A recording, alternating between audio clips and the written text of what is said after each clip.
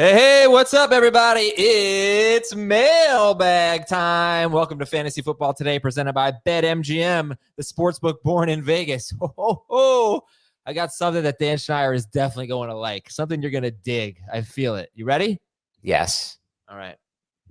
This I intentionally stopped eating my lunch so I could bring this sandwich on the air for you. You love a nice sandwich, all right? So I got a little sesame bun, okay? Interesting. A seeded bun. This is called the Untouchable. I put grilled chicken on it, but usually it's got a chicken cutlet. It's got some fresh mozz, balsamic vinegar, and prosciutto. Oh, that's the best. So first of all, what do you mean usually it has chicken cutlet on it? You're supposed to have chicken. You made the sandwich? No. I got it from Rocky's Deli, which is amazing. Okay. It's a chicken cutlet sandwich. I go a little healthier. I went to the grilled chicken. That's a bad decision to start, but it checks out for you. Anytime you add prosciutto to a chicken cutlet sandwich, it's an excellent move. It's something that I'm not going to, this is going to get a lot of crap from me about what I'm about to say, but back in the day, about 11 years ago, I think I actually created the addition of prosciutto on a chicken cutlet sandwich. I really do feel that way. You went around delis, and this is a shout out to Tutto Fresco, an old deli in Livingston, New Jersey. Old Italian lady. She used to work a deli out of her house. Some of the best mozzarella you'll ever find. Moots, as they will call it, the Italians. I'm not one of them, though I want to be, but I'll never be. But it was one of those delis where she kind of ran it like the soup Nazi. So like she was mean to the customers, and it was kind of like part of her charm. And the first time I asked for number 8, which is just chicken cutlet, the classic chicken cutlet, mozzarella, roasted red peppers, balsamic, and like you see that one a lot. But I said, let's throw some prosciutto on that. She took a step back, but instead of like roasting me like she roasts all the other people, and I was a regular at that point, I was going like once or twice a week. She's like, all right. And she did it. And then she started liking it when I ordered it, and it became my sandwich. So I do feel like 11 years ago, no one was ordering the prosciutto on that, like adding the prosciutto. I kind of feel like I was a pioneer in that regard. I love it. All right. Good stuff. No prosciutto for you. Okay. And let me say this before we start. You need to be roasted for this. Let's start. You can roast me later. Because listen, we have a time limit today. You guys have a draft to get to. So let's start. We got your emails, fantasyfootball@cbsi.com. We got your Apple Podcast questions. We got your YouTube comments at the end of the show, and we'll start with your draftathon questions. And this one's an easy one. Joel says, can you give a shout out to my wife and 2-time breast cancer survivor, Lindsay Wolf? She listens every single day. Shout out to Lindsay Wolf. Shout out, Lindsay. Thank you for supporting the show. I believe Lindsay Wolf, I recall, is a big Bills fan. So go Bills in your honor. Nice. That's awesome. Yeah, I know. Right? All right, this one's from Dragon. What movie is this from, by the way? I know this one. Give me a second. Two Dragons. It's Dodgeball. No, Two Dragons is, I think it's Starsky and Hutch. I thought you were saying Follow Me, Blazer. Isn't it Dragon? Don't he call himself Dragon or something in that movie? No, stop. No. Okay. I'm second. Why am I trying to get second and the 5th pick in 2 different 10-team leagues. They're full PPR, 4-point per passing touchdown leagues. Start 2 receivers and a flex. Do I go tight end quarterback with my 2nd and 3rd picks in both of these full PPR 10-team leagues? I have the 2nd and the 5th pick. Do you support tight end quarterback in the 2nd and 3rd rounds? Tight end and quarterback in the 2nd and 3rd rounds in a 10-team league? 10-team league where you only start 2 receivers. I don't have a problem with that. Yeah, I wouldn't go in with I'm only doing that and that strategy only. Like, you may get someone that falls to you that you can't pass up. So be flexible. Jamie, I have news for you. Dave Richard telling me that Micah Parsons has dual eligibility, D-line and linebacker in CBS. That is going to shatter some IDP leagues. Yeah, you start him at D-line. It's a big deal. Okay. From Scott, I have the 7th pick in a 12-team PPR league. In my mock drafts, assuming I take Christian McCaffrey at 7. Are you guys hearing that noise? What noise? It's Dave IMing me. It's going through my Gmail and into. I think that was your conscience telling you your stupid college football take is terrible. I got like 14 Slack messages that I hope you didn't hear. No, I never hear those. All right. Yeah, it was probably his conscience kicking in about his horrific take about his football team earlier, his college football team, which we'll get to later. 7th pick in a 12-team PPR league. In my mock drafts, assuming I take McCaffrey at 7, and I want 2 top 30 running backs and 2 top 25 wide receivers, my first 5 picks. In most mock drafts, Drake London and A.J. Brown seem to be the first available wide receivers at 18. I'm lacking conviction on Drake London because he has not consistently produced like a wide receiver 1 compared to Brown. Can you change my mind on drafting London over Brown? Well, I think the news of Brown's hamstring injury being okay is going to make people feel a lot more at ease. So if you were in the Brown camp already, then you should just take A.J. Brown and hope that he continues to do what he does. I think, and part of that also should be Darnell Mooney returning to practice too for the Falcons. So maybe the early season head start that London would have over everybody else on his team, let alone maybe A.J. Brown, is now, that gap is now closed if you're looking at it. I just think to judge Drake London with the first 2 years of his career compared to last year is not fair. So I think what we saw last year is an indication of what kind of player he's going to be, what he was drafted to be in the NFL. You could have some concerns about Michael Penix and can he support a receiver to the level of what a top 10 receiver should produce. I think he showed that at least in the couple of games that he started last year. Small sample size, but I was confident enough. So for me, I like London's situation just a little bit better because while I have my doubts about Saquon Barkley and the run game there in Philly being as successful, I still think that the pass offense for the Falcons will be a little bit more prevalent than the pass offense for the Eagles if things go right for both teams. Yeah, I mean, you look at last year, the tempo that the Falcons played with, a lot of offensive plays. That's great for him. Michael Penix's skill set specifically fits London. It's a lot of intermediate shots outside the numbers. That's his game, down the field, outside the numbers. That's where London wins. So I think the fit is really great. There's going to be a lot of offensive plays, better passing environment. But I understand that, A.J. Brown has produced and London hasn't. But we're projecting moving forward. Yeah, but I'm still taking A.J. Brown. Oh, are you? Yeah, easily. Actually, it's really not even close for me. He was wide receiver, he was like wide receiver 13 per game or something like that last year, but I still think he was better than London per game. And the Falcons... You're taking out week 18. I don't know if I am. But the Falcons had the 7th most passing yards in football last year. So I don't see them eclipsing that. And with that, Drake London was wide receiver 15 per game. I might be a little off. He was 4th overall, but he averaged 16.5 PPR fantasy points per game. That made him wide receiver 14. A.J. Brown was at 16.7. They're basically tied.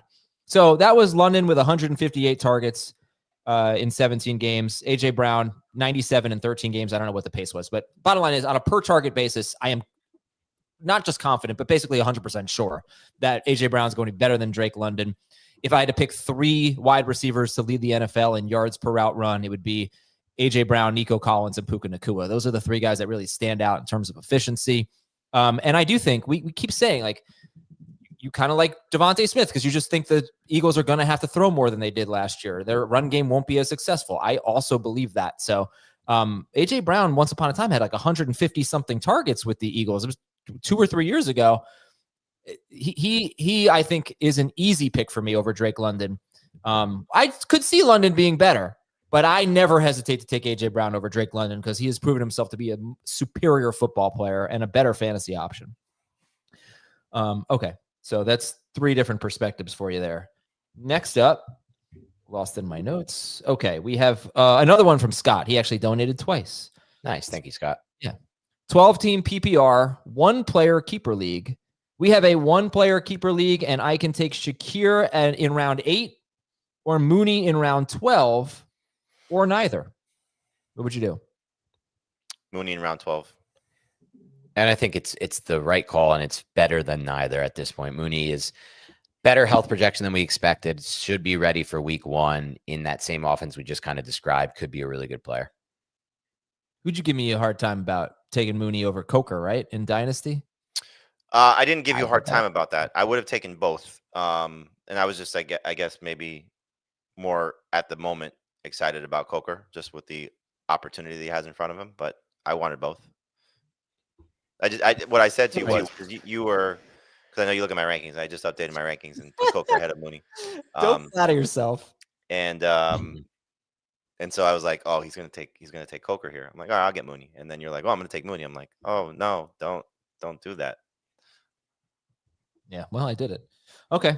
Hey, listen, let's talk about BetMGM here. All right. Use that promo code fantasy when you're signing up, but also bring that playoff energy to your pro football bets all season long. This pro football boost pack gives you 3 ways to boost your payout on a winning bet. Just log into your BetMGM account to receive your boost pack, then place any pro football bet and apply one of the tokens. Make sure to bet up to the minimum stake, odds, and legs specified on the token. If your boosted bet hits, you'll score a bigger payout. From opening kickoffs to game-winning drives, this Pro Football Boost Pack is your ticket to unforgettable moments this season. Don't wait on the sidelines. Join the action with BetMGM. Oh, man, I really want to eat the rest of the sandwich. I'm going to ask Dan to promo Beyond the Box Score in a little bit, buy me some time. But first, let's go to our emails. If his promos are as long as their show, you could eat your whole sandwich and eat your dinner too. I could go out, kill the chicken, cook it, clean it, cook it. I could do all that now. But you know what? That's the point of Beyond the Box Score. It's going to be longer. The wide receiver rankings episode was 2 hours and 50 minutes. It's crazy. I'm not making fun of it. People like that stuff. There was also auction stuff within it and listener questions. Good for you. you. If we go over 50 minutes, you scream at us. Yeah, we have a different show. They're going beyond the box score. You do what you have to do, and it's your show. I'm not going to criticize it. I think it's great. We've kept some of them shorter, and we're ultimately aiming to go shorter. But when we do that, people always say, go longer, and we want more of this. Exactly. So it's that time of the year. People want tips for their drafts. All right, this one is from Jeff.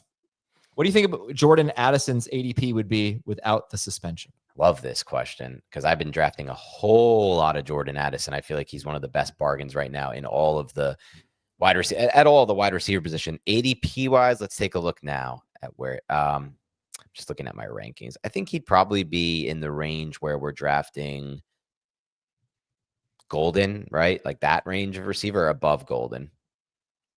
But no suspension, no Thielen?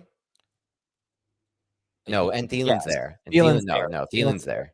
So Thielen's there, no suspension. So if there's no suspension, I think that's a fair range to draft him. I do think, though, with the suspension and with Thielen, because it's not just Thielen being there that I think is going to be a problem. It's they come back to week 4. I believe it's at Pittsburgh. It's definitely Pittsburgh. Then it's Cleveland, which is not a horrific matchup, but then it's a bye week. So you may not be starting Jordan Addison in your fantasy leagues until week 7. Now, again, what's the difference between him and Rashee Rice if you want to make that comp in terms of games missed and maybe upside, downside? You know, I don't think anybody's going to say Addison's a better fantasy option than Rice, but it just might not have the want to get Addison in your starting lineup until post-bye. So we said the golden range. What does that mean? I mean, we were talking because golden on our website's going 100th or around there. Well, Dan did say we're drafting golden, so I expect that to be round 7. Round 7. Yeah. Okay. So Addison, yeah, it's funny with Thielen. Thielen, we got to give this guy credit. He's been really, really productive for someone his age. He is 35. We're worried about 32-year-old wide receivers. This dude's 35. He might be done. You know, he might not be much of an impact. But we'll see. I do like him in certainly going to like him in some daily situations when they play Cincinnati in the first 3 weeks. You know, there's good potential there for him because look, he's not going to take long to get. He's not going to take long to be a contributor. And Thomas did point out, it's funny. Anytime I say something about a Vikings player, so for anybody that doesn't use StreamYard, there's a list of 3 columns where it says, I don't have the same as you guys, but it says private chat and comments. So whenever I say something about the Vikings, I always wait for like a little icon to pop up in the private chat because I know Thomas is going to say something either agreeing or disagreeing with something that I just said or one of us just said. So Thomas correctly pointing out that those 2 games against the Steelers and the Browns are in Europe. I was surprised that there wasn't more comment on my earlier suggestion in the full-length show on Friday about Harrison Smith being a Hall of Famer. He did make a comment, but I thought he would be more pro Harrison Smith.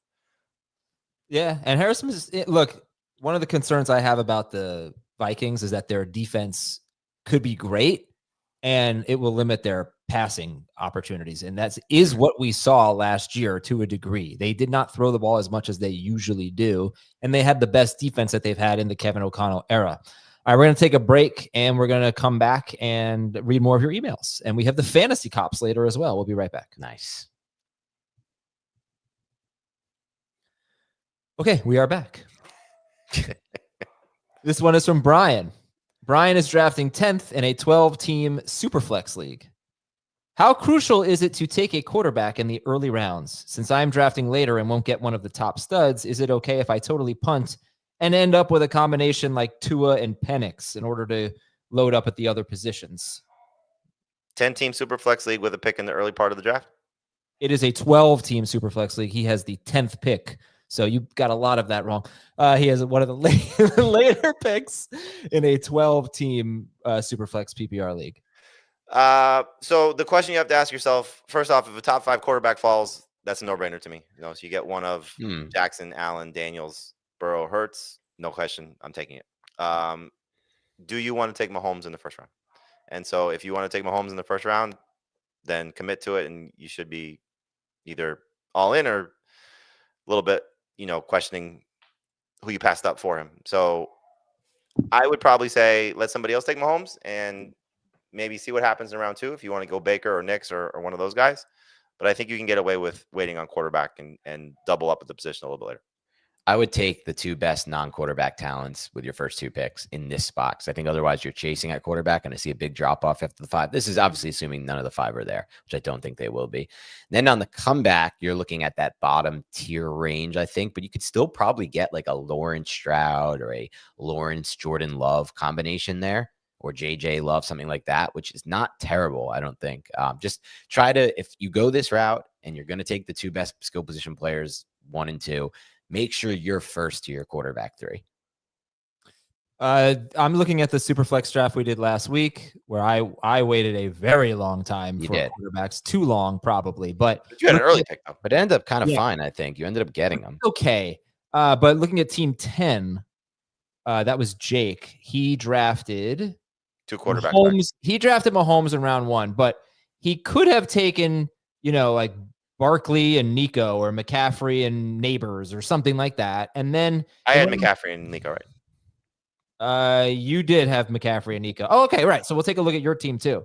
And then in rounds 3 and 4 is exactly what Dan was saying. It was guys like Jordan Love, Caleb Williams, Trevor Lawrence, Justin Herbert. They were all available. Kyler Murray and Drake May went just before that 10th pick. But Jamie took only 1 quarterback with his first 4 picks. So he went McCaffrey, Nico Collins, Drake London, Jordan Love, 12-team PPR Superflex. And then his QB2 is JJ McCarthy, and his QB3 is Bryce Young. Yeah, he did a good job there with what I said. Be first to your QB3. And Jackson Dart. Love that. You got Dart on that team? Nice. Great job. All right, this one's from Pow.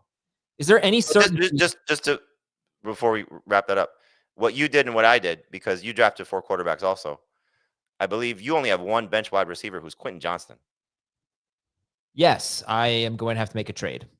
So that's something, but no, I mean, that's something that in Superflex that I try to do is I draft many quarterbacks. I think I have 5 quarterbacks. What'd you say? 4? I know you have at least 4. Maybe you do have 5. I have 5. Okay. I have Stroud. I have Flacco, who I'm starting early in the season, Cam Ward, Spencer Rattler, and Aaron Rodgers. So if I can turn... Dan loved when you made that Spencer Rattler pick. He couldn't praise you enough. Yeah, he hated the pick. It was before he won the job, but I figured he would win the job.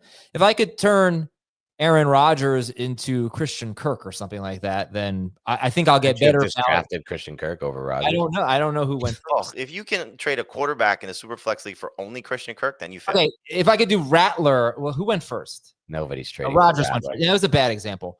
But if I could turn Rodgers into like Roma Dunze, they went back to back, but maybe I could do even better than that. Heath says in a dynasty startup league, quarterbacks are never going to be cheaper in a Superflex dynasty startup league. Quarterbacks are never going to be cheaper than they are on draft day. And that's how I feel about Superflex.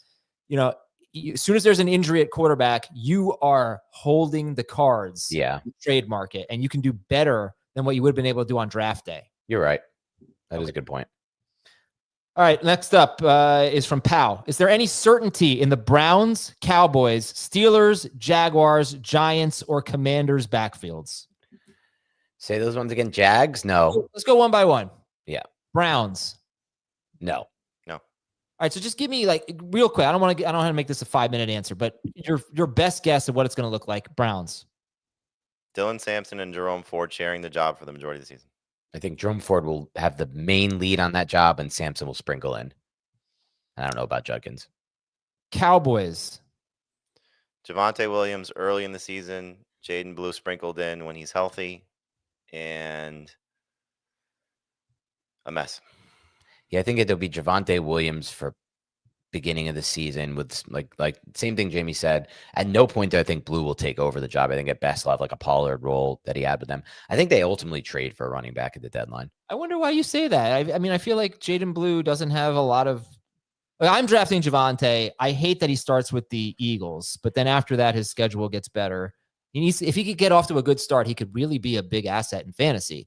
But you don't think Blue's got a lot more juice than Javonte? You don't think he has? I think I said I could take over a Tony Pollard role in the second half of the season. Not do the Rico Dowdle and just take over the job. Not the Dowdle. I don't think he has. He's way too small for the Dowdle role. You can't do the Dowdle. I think he could do the Dowdle for half a season. I also think the key is going to be, now that they traded Micah, the key is going to be who is getting those snaps when they're in hurry up and they're down, they're in these shootouts that Dallas is going to be in, who's on the field with them at running back, because that's going to be a decent role. Dak will check down to that player. It might be Williams. He had 80 targets, or he had 49 receptions over the last 2 years with the Broncos somehow. Yeah, I hope it's not Miles Sanders with it, because you could see them. Yeah. But Javonte is very good in pass protection, so that helps him. Okay, Steelers. I think there's clarity, yes. That sounded like a big sneeze. You muted your. But I got the mute in time. That was an unreal mute right there. It was a great mute. One of the better mutes. Steelers. I'm sorry, Jamie. Go ahead. I think there is clarity. I think we're going to see Jalen Warren start, and Kenneth Gainwell will be the second guy, and Caleb Johnson has to work his way in. I think ultimately Caleb Johnson will lead this backfield. Jaguars. No idea. No one knows. From what I think will happen is we'll see 3 guys touching the ball in the first few weeks of the season, and then Bashal Tootin eventually takes over. I don't think Tootin will. Well, you know what? I don't want to say I don't think Tootin will take over. He's so talented and so fun on tape. I don't want to say that. But we didn't really see anyone take over for this offense in Tampa last year. And we did see what you mentioned, some 3-back games, Tucker early in the season before some of those injuries. So I think it kind of stays with a 3-back field for the whole season. Yeah, it's just weird because I feel like Tank Bigsby hasn't done anything to lose that job. He was a good rusher last year, but we'll see. We'll see how it plays. But he never really had the job. Yeah, I was going to say, lose what job? The primary running downs back. And certainly not the goal line back. That just feels like it should be him. That should be him, yeah. If they are playing with the lead, I think we're going to see 10 touches for 3 different guys. 10 touches each for 3 different guys. Yeah. Giants. The Giants. No, the Giants one I think is defined. My concern, because I think Tyrone Tracy's pretty good value right now, but my concern, Dan, is that Scadaboo will be the goal line back. What do you think? So I think this one is way more defined than the others. Tyrone Tracy's gotten almost every first-team rep, both in the preseason and training camp. Scadaboo was hurt, didn't get a chance to practice. Singletary mixes in, not often. The problem with that, still don't think that makes Tracy a good fantasy asset, because he's playing on what should be a bottom 6-7 offense at best. And he was removed a lot in the red zone last year, and he was removed once in the preseason this year as well for Singletary. So if he's not the red zone guy and he's on a bad offense, despite playing 80% of the snaps, which I think he could play at least early in the season, it's not a great situation. Okay. And then Commanders. That's crazy, that one. You know what? The one guy I'm not really drafting on the Commanders is Eckler. Oh, I like Eckler a lot. They're not going to change his role. I think his role's kind of fine for where he's being drafted, though. Right? It is, but if people expect him to take a big jump, I'm not sure I see. What if they don't trust Rodriguez and Ja'Cory? I think you nailed it, Adam. There's so much more upside for Ja'Cory Krosky-Merritt. Bill. There's no real inherent upside for Eckler. Right. Yeah. I mean, Well, the right, upside for Eckler would be if they don't trust Bill and Rodriguez in pass protection and on these like hurry up. okay, but that was situations. the same as last year, right? And what was Well, Eckler they had was Brian so Robinson last lucky. year. Yeah, Eckler was so lucky to get the fantasy. He was so efficient with his touches last year, but he really didn't have that many touches. He averaged 5 carries per game when Brian Robinson was healthy. But Corey Krosky-Merritt has to be the first one drafted, right? Bill Krosky-Merritt. Just because of the Yes, upside. for me. I mean, Dave will still tell just you because of the Eckler. upside. Yeah. All right, thank you, pal. Good question. This one's from Abraham. Many fantasy managers target players on teams with weak defenses, assuming that being behind forces more passing and scoring opportunities. I actually prefer players on teams with strong defenses. A quality defense not only keeps games competitive, but also sets up the offense with favorable field position through turnovers and stops. Am I alone on this? There's 2 examples that come to mind in terms of the extreme. Last year, it was the Chiefs defense being so good that we didn't have to see a lot of explosive production from their offense until they needed to late in the fourth quarter, because it was just sort of, okay, hey, go get a touchdown. Sure, we can do that. We do it whenever we want to. They just, for whatever reason, determined they didn't want to. And then the Blake Bortles led Jaguars, when it was just, they were so bad. And then it was just all of these fourth quarter blitzkrieg production that you would get late in games because they were just throwing and throwing and throwing so much. So look, the Bengals defense was awful last year, and it led to a lot of great production for their offensive stars. Right. I just think if you have a good offense, it doesn't matter. Agreed. I And if would you have still a bad prefer the offense, bad it doesn't defense. matter. I What? still prefer the bad defense over the good defense because I think there's more examples of that. So, but I'm going to give you a stat. Can I give the stat I gave this morning? Sure. I was going to say, like the Lions last year, they did have Right. a better offensive finish than they did in the beginning because their defense was so horrible. Right. I think if you can pair a good offense with a bad defense, then you're talking. But if you have a bad offense, having a bad defense, I don't think is really going to affect it. Right. Right. Yeah. So basically, I looked at the last 4 years and the teams that finished bottom 5 in points allowed. So the 5 worst defenses in football. And of those 20 teams, only 6 of them were top 10 in pass attempts. I didn't look at scoring. I just looked at pass attempts because that's what we really love in football. So it didn't really change the outcomes of the pass. It didn't really change the amount of pass attempts, right? Only 6 out of 20 were top 10 in pass attempts of the worst defenses in football. So I was pretty surprised by that. And again, my theory was a lot of them were low in time of possession. So, bad defense, your offense isn't going to be on the field all that much if you have a bad defense sometimes. Right. All right. Next question's from John. How would you rank the backup high potential running backs? I drafted the first 3, assuming he means Mason, Charbonnet, Braylon Allen, and Javonte Williams. But I need to make space to fill out my roster. So he has Ray Davis, he has Braylon Allen, he has Basil Tootin, and now he has Ollie Gordon. And he wants to, maybe he meant those guys. I don't know. But if we're looking at those 4, Ray Davis, Braylon Allen, Basil Tootin, Ollie Gordon, how would you rank them, Jamie? Tootin, Gordon. Who was it? Ray Davis and who else? Yeah, you missed number 1 for you, Braylon Allen. Oh, Allen 1, Tootin 2, Gordon 3, Davis 4. I did want to ask you about Allen since you're obviously high on him. I think my issue is okay, if Ray Davis is going to be useless while James Cook is healthy, but if Cook gets hurt, Jamie Eisenberg rocket ship emoji tweet. If Breece Hall gets hurt, I feel like they get Isaiah Davis mixed in, and you already have a situation where you have a quarterback who steals all the goal line touch. Like, it's not good for running backs anyway. So I guess I don't know if Buffalo's the best example, but sure, to counter that. But we saw, but they get near the goal line so much. Fair. That we saw it work, and we saw Braylon Allen. We saw Ray Davis one game without Cook last year, and he had like 20 points or something. So sure, 3 catches, 55 yards too.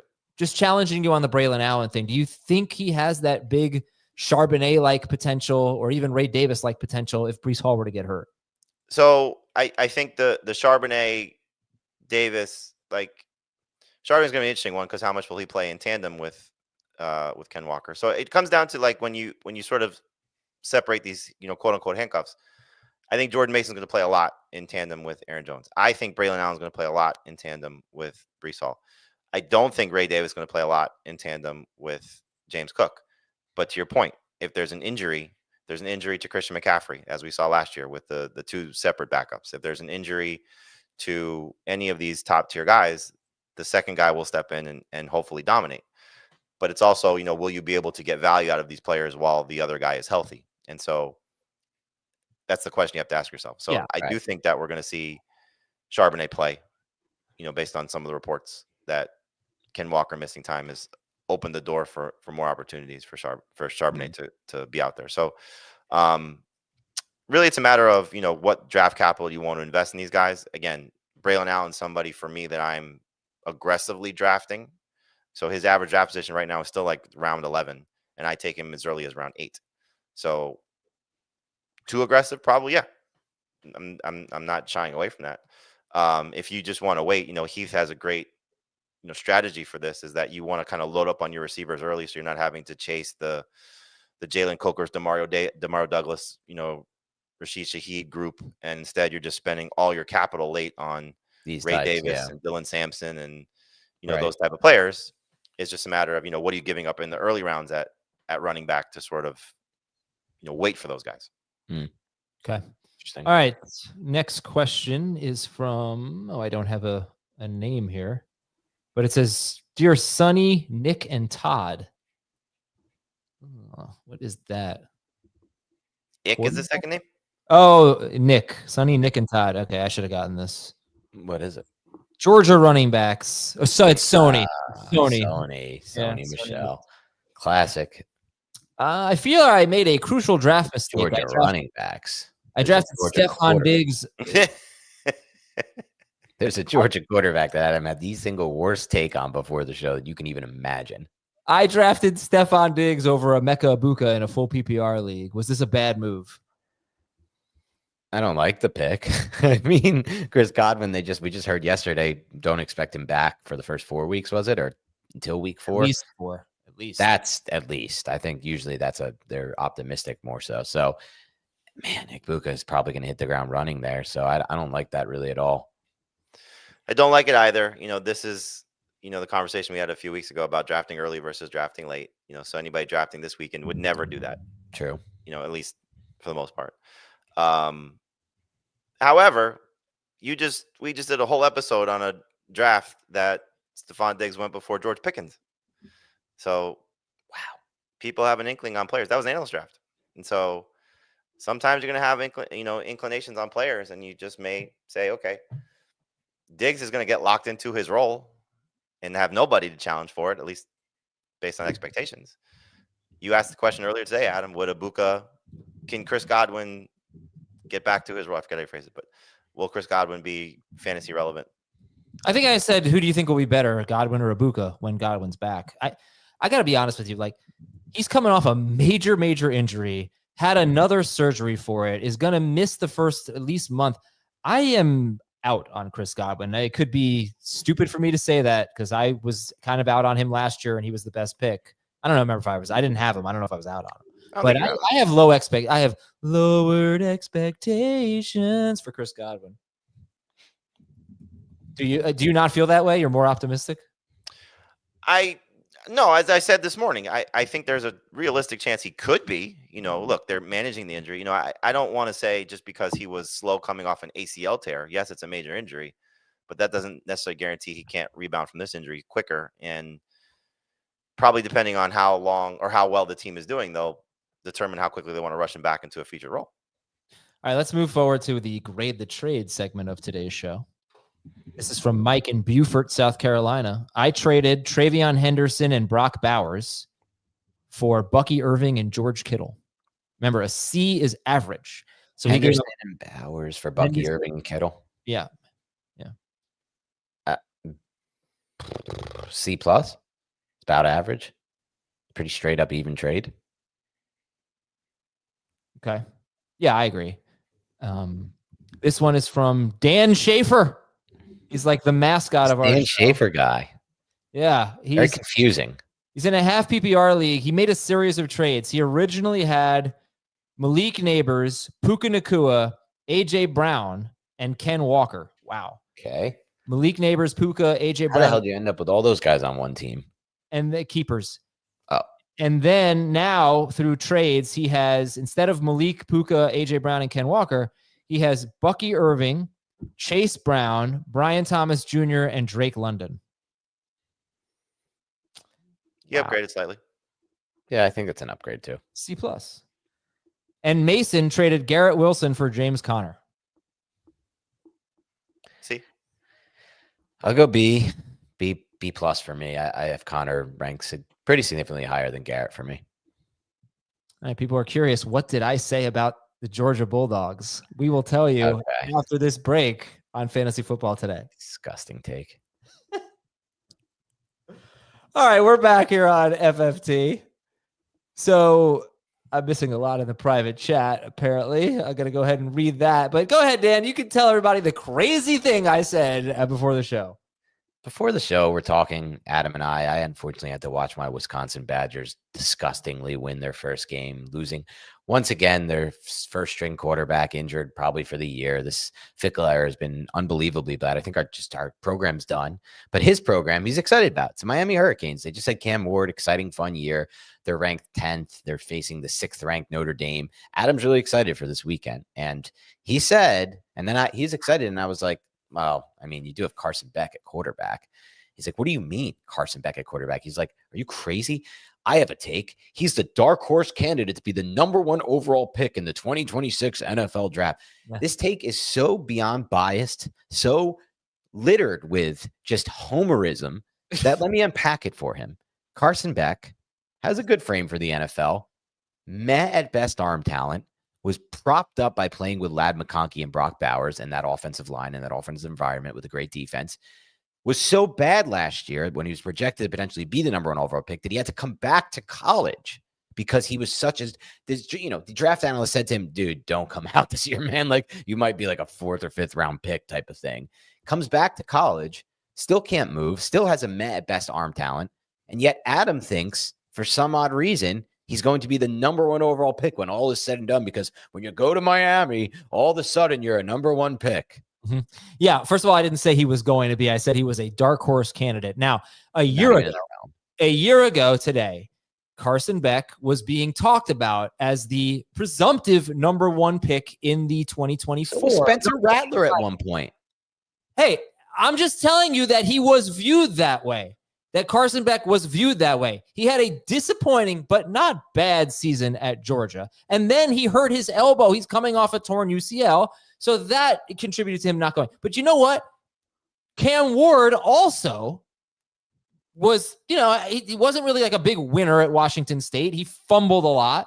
And he thought about going to the NFL draft. He didn't. He went to Miami, played in a very good offensive system. The Hurricanes led the nation in points scored last year. Played behind an amazing offensive line. It's going to be even better this year. So Carson Beck is going to be – Georgia led the nation in drops last season. Carson Beck is going to be behind one of the best offensive lines in football. And his receivers are not that good, I don't think, but they might surprise us. But I would say that I'm basing my opinion on what I've seen other analysts say about Carson Beck. It's not Make your own opinion. You don't need to just go on other analysts. And analysts. I don't watch college football like I watch the NFL, but other analysts seem to think like this is going to be great. And he was the most coveted quarterback in the transfer portal. Like, not even close. So you watch. Be a first round pick. Think not only will he not be a first overall pick, he won't be a first round pick. I'll do a side bet with you on that. Okay. All right. Let's Irish. Oh, look at this win for me. Look at this quick win for me, Jamie. I'm sure he's trolling me and sarcastic, but I'll just take it as he's not being sarcastic and he's telling me straight up. Dan, is that an 0-0 on your fridge indicated with the magnets? It's very clear. Yes, thank you. Giants record. How could anyone see that if the mic stand is in the way? Well, now the mic is in the way, but you can see that 0-0. Jamie loves this one. This is a Jamie favorite right here.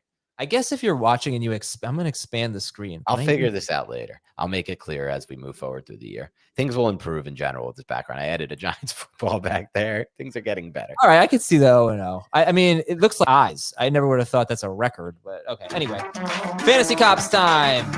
This one is from Dan. Different Dan. Which one? In a league that's been running for 15 years with a bunch of college friends. $200 buy-in. Anyway, a newer guy has been auto-drafting every year for the last 3 years. I think auto draft ruins the draft experience because anytime someone slips an ADP, auto draft snatches them up. The auto draft guy ends up with the best draft grade every year, which probably emboldens him to do it every year. He pays his dues every year and sets his lineup. The only issue is the auto draft. Am I insane for wanting to kick him out of the league due to auto drafting every year? If he pays his dues and sets his lineup, who cares what he does on the draft? You're insane, I Dan. completely disagree with that. Yeah, both Dans are insane then because you can't kick him out. Why would you want someone in your league who's not drafting and playing fantasy? No, he's playing. Yeah, he is playing. It's not about Part wanting. of fantasy is the draft. You want to draft your own team. There's just more people you can get in the league who will be more interested in this league. Maybe he is interested, and I've misread the situation, and he just thinks his best strategy is to auto draft. I guess that is possible. So kick him out. let's say if he, we don't know the situation. Let's say he comes to the draft live in person, but it's like, you know what? I just want to hang out with my buddies and have fun. And That I like. And I'm gonna let the auto draft take care of it. I guess if they're doing a live draft, would they even have an auto draft? Oh, they do it live and on the computer, I guess. Yeah, that's a good point. Actually, it's probably not. At a live draft, they're all putting stickers on the board. He's like, Well, auto draft. No, Whatever. I could see it. I don't even know what that would go to, but yeah. Look, I guess don't kick him out, but ask him to play fantasy. Man. All right, you're done. This one is from a concerned citizen from Durham. Dear John, Clarence, Neil, and Brett. No idea. None. John, Clarence, Neil, and Brett. Yeah. Kansas City Royals pitchers. What? Oh, Saberhagen? I don't even know who you're Oh, I talking. love that name, Brett Saberhagen. We just completed our league's draft on Tuesday night. We got one keeper each that counts in the round drafted the prior year. The next day, the commissioner reached out to a couple of us who have been commissioner in the past. It's his first year as commish. After he realized that one player's keeper was not set to a specific round during the draft. So that player got what should have been a 9th round keeper as his 16th round pick. We kicked around a couple of ideas, including restarting the draft after his 9th round keeper, docking some of his fab. I didn't like it since he didn't make the mistake, or docking the commissioner's fab for screwing up. We will probably put it to vote, but what do you all think we should do? In all the years I've done this, this is a first. That's a tough one. I don't think any of those ideas were good to start. Do you think any of them were good, Jamie? So he didn't notice this himself. No, I guess they didn't notice until after the fact. Or did he just be like, oh, hey, by the way? Yeah, who noticed it eventually? And how was it not noticeable in draft? Yeah, I don't know. I think you have to in some way penalize both the commissioner and the manager for this happening. Because how you would. Well, that's the question. It's like, how do you punish them? So it's the first time in all my time doing fantasy cops. Jamie, I like redrafting from round 9. What do you think? How long ago was the draft? 2 nights ago. 16 rounds, so you got to do another. 2 nights ago, you said? 3 nights. So Tuesday night. Okay, then I'm okay with that. If it wasn't that long I guess ago. if everybody's okay with that, that's fine. But if Maybe they're the not best okay with solution. that, and you're just keeping it as it is, you just give them some sort of penalty next year. So I'm sorry, every keeper is round 9 or later? No, it's just that. No, it's that this guy was supposed to have. Okay, after he realized that one player's keeper was not set to a specific round. So, okay, so he set the guy's keeper to like the 16th round, but he was supposed to have set it to the 9th. Okay, so if you do not want to redraft, what I would suggest is that whatever player he decides to keep next year should have some sort of penalty attached to it. So whether it's, let's say it's a round 9 keeper again, now that player is round 7. Okay. All right. Good and stuff. maybe the commissioner loses the round off. Punish the commission. I love it. From Michael. I'm in an 18-team guillotine league that has allowed trading with fab and players in the past. A $1,000 fab budget. Okay. After the draft, I publicly worked a trade with the Jamar Chase manager. Jamar Chase and James Cook for Matthew Golden and $950 of fab. Remember the budget is $1,000 and it's a guillotine league. Interesting. So the Chase manager would give up Chase and Cook and he would get Golden and $950 of fab. Interesting. The commissioner vetoed it. He was No. No. That's a really creative, interesting trade that should never get vetoed. Okay. Just why are we penalizing people for getting creative? And Is that the question? Is that the question? Should it be vetoed? Yes. No. Yeah, Dan's right. Like this, I'll say this. This is gonna sound crazy. The 950 is more valuable than Jamar Chase. I kind of agree with that. I was going to say the same thing. All he has to do is get through week 1, and he's just rolling in it from that To point have on. $1,950 for the rest of the season is so much more valuable than anything else in that I league. agree. So maybe veto it for the other reason. Maybe the guy gave up too much. But Maybe. don't Maybe, veto it. including Golden, and I think a 950 straight up for those two is maybe even too much. That's so. I just started a startup guillotine. Are league we that Dan trading did. in that? Are trades allowed in that? No, I don't think they usually aren't in guillotine. I don't think you should have trading in guillotine. I agree. Because of how the waiver wire is. And I'm so pissed off at Adam that he didn't want to do it. Yeah, why didn't you do this league with us, Adam? I'm in like 3 extra leagues. I'm up to close to I'm 4. in a lot of extra leagues too, but I just figured this one would be fun to do, different, and it gives us some podcast fodder for the mailbags. If 2 of us make a run or something, if 2 of the 3, if you were in it, but I guess not. I'm sorry. It's okay. I don't know if this draft's ever going to finish by the start of the season, Jamie. I'm going to be honest. I'm going to change the clock after today. Okay. I want to see how the first couple days go. Yeah. I do know the real reason why Adam's not in it, because he suddenly hates Nando, and Nando's in the league with us. Oh, I didn't know that. Ooh, Adam has didn't know that. I hatred told for you that. Nando. What's the I Adam wanna Nando speak up. beef that I don't know about? Nando's just too No, mean there's to no him. beef. He's not as one of my best friends. All right, we only have like 6 minutes left, so let's They get to can hold the auction for us. We're fine. Apple Podcast questions here. Well, then 10-team half PPR from this one's from Tom. Should I drop a bench player or my current tight end for Dalton Kincaid? He's the best available tight end on waivers. My current tight end is Loveland. My other players to drop would be Krosky Merritt, Jordan Addison, or Caleb Johnson. I would just go one tight end, in that scenario. And I think I'm fine either way. I think Loveland will get off to a hotter start than most do, but Kincaid's more likely to get off to a better start if you're looking at it like that. Okay, this is from Shaggy. 10-team, 2 QB league. Girl, you're my angel. Any good? Better? You want to Was that Shaggy, or was Shaggy the one doing Psych isn't on the counter? Which one was that? Oh, no, Shaggy was the other one. The other one. Okay. Yeah. Not bad. Was that better or worse than my Eddie Vedder? Worse. Worse. I think they're both awful. But yeah, sure. Go ahead. No, the Vedder was better than you think. Jamie, I've gotten compliments on that Vedder impression. Jamie, did you hear me sing for Chad Smith? Not yet. No. That was rough, but amazing. It's not rough. Not kidding. It was good. It was good. Oh, That interview was really entertaining. I suggest a lot of people are probably just into us for the fantasy season. I get it, but go back and watch that interview. I thought it was very entertaining. Thank you. Did a good What job. is the question here? I don't know. We're off the rails now. This is a very long one. All right. I'm in a 10-team, 2 QB league where the past 3 seasons, only 3 or 4 quarterbacks have gone off the board in the first 2 rounds. Yeah. Last year, I adjusted to the draft style, whereas one manager finally drafted like a typical 2 QB league, taking Allen and Hurts in the first 2 rounds. He finished 7-6, 1 win short of the 4-team playoffs. How would you draft in a league like this? 10-team, 2 quarterbacks. Every year, I've taken an elite quarterback and a top skill position player with my first 2 picks, and I finished top 4 each year. I'm sorry to say it. I feel like you're answering the question for us. I feel like you're doing it the right way. I don't know though. The fact that the guy who drafted 2 elite quarterbacks and they actually ended up both being elite didn't win the league leads me to believe that maybe we all are off when it comes to super flex 2 quarterback type formats. Because how do you not win the league with those 2? You got to hit on them though. But they did hit those 2. He took Allen and Hurts, but I would never take 2 elite quarterbacks. I mean, if I could get Allen, I felt you never had this opportunity in super flex or 2 QB, so you never would consider it. But those guys did play out as 2 of the elite guys. And we know from last year, the elite scorers, there was a big drop off between them and the next quarterbacks. I don't know how that team didn't win.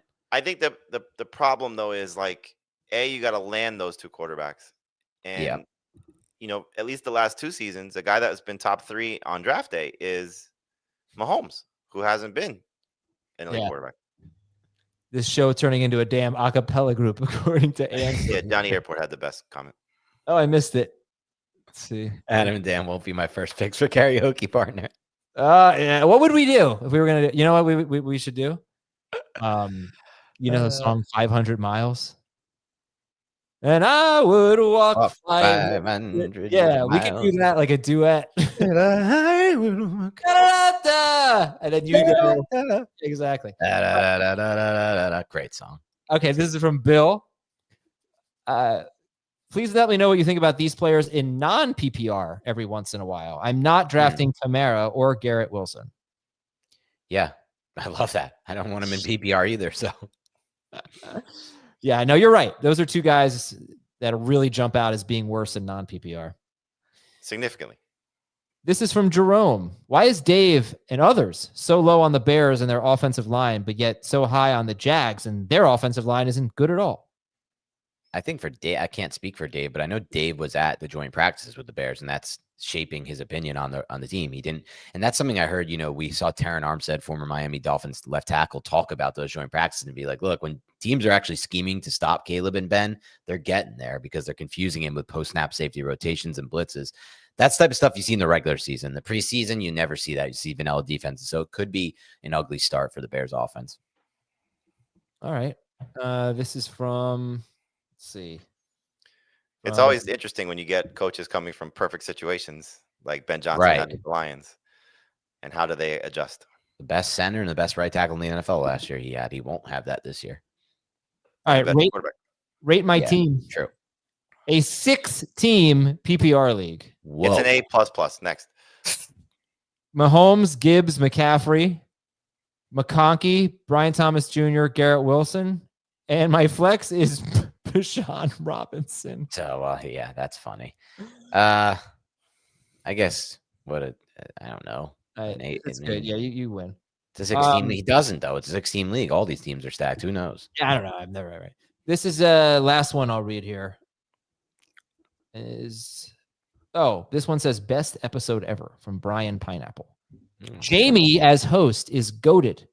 Only wish he could have Dan as co-host every show. This is a shocking read from you, Adam. I think you're honestly doing this mostly to dissuade people who have accused you, rightfully so, of only reading questions that put you in a good light. Rightfully so. How can you say rightfully so in there? Like, why would you say that? The questions speak for themselves. The history with the show, we know it. Jamie knows it. I know it. We all know it. Adam is the best host we have and will ever have. I host differently than Adam does. And so there are people that prefer a very small minority, me hosting the Adam. Adam is the best host on the show. I don't know if it's a minority at all. Straight up. Yeah, well, I don't know if that's true either. It is. I prefer when Adam hosts the show. Very talented people. Oh, I prefer when Jamie hosts if I'm on as an analyst. I love being it's so much easier to be. Yeah, you never get to play that. We should do a couple of those this season where one Jamie or Dave is the host and you're on analyst role. Oh, I mean, you think that's the easier role? So much easier. It's not even close. It's not the on-air stuff. It's the pre-planning stuff. It's the pre-planning stuff. For me, it's both. Like if I do a CBS, I've done CBS Sports Network shows where I've hosted, and I've done where I think you've hosted, right? And I've been the analyst or whatever. And it's almost like it feels like a job when I'm hosting, and it feels like I'm making a guest appearance like for fun when I'm not hosting. Yes. Yeah. It's an interesting way to look at it. And what did it say? Someone said, Adam sucks. I prefer you three between us. I don't know who you're talking to. Yeah, you two, maybe. This one. Adam has gotten somewhat better. Thank you. I appreciate it. It's only taking me 15 years. Compliment. Yeah. Oh, new Adam is great. Unreal. It's great. Adam is a great host, terrible cook. I actually made some very nice chicken strips last night. They were very good. What the heck? Chicken strips? What are those? It was like chicken cutlets. It was like chicken fingers. It was like homemade chicken fingers. Yeah. So what'd you do with it? You got some raw chicken. You dip it in egg. Okay. You got breadcrumbs with salt, pepper, garlic you just powder. made chicken cutlets, is what you're saying? Yeah, but they were like garlic powder, onion powder, and some grated cheese in there. Okay. And then put them in the air fryer, but you got to do the spray olive oil on both sides. Spray olive oil. Okay. I mean, yeah, I guess it's kind of chicken fingers. We're supposed to be done by now, but I guess to hold up auction starting. Auction. Okay, here's a question. I was looking for Suspended. questions. Suspended. 10-team PPR. I have Charbonnet and Mason. Would you drop one of them for Ollie Gordon or Dylan Sampson? Who are you dropping, sir? Charbonnet and or Mason. No. Yeah, no. I couldn't either. From Thomas, Barkley and Pickens or Genty and McLaurin? Barkley and Pickens. Genty and Yeah. McLaurin. No, I'm going Barkley and Pickens for sure. Okay. I have both those. I have Pickens ranked ahead of Scary Terry. Same. All right, really not getting a lot of okay, there's chicken strips. Okay, fine. They're chicken nuggets, they're chicken cutlets, whatever you want to call them. That's it. I'm really not seeing any questions. Has Dan ever been to a Grateful Dead show? Yeah, just Dead & Co. I'm too young for the real deal. Unfortunately, I would have loved to take a time machine back. There was a concert I could take a time machine back to. It was Grateful Dead and Allman Brothers at the same show. I think it was somewhere in New York. My God, I can't think of a better show than that. I'm going to see Sam Fender in 3 weeks. Fired up for that. What am I missing? Where? You should come. No joke. Invite me. Friday night, Terminal 5. Oh, I love Terminal 5. Oh, no. I was 18th. thinking of a different place. I like Pier 17. Terminal 5 is not my favorite venue, but when is it? September 19th, Friday night. I have a Wolfpack show at MSG that might be that. And then I have Joe Russo, Almost Dead, J-Rad, like somewhere in the September range. So as long as it's not that, I will consider it. As long as it's not that night, I will consider it. Okay. What am I missing with Luther Burden?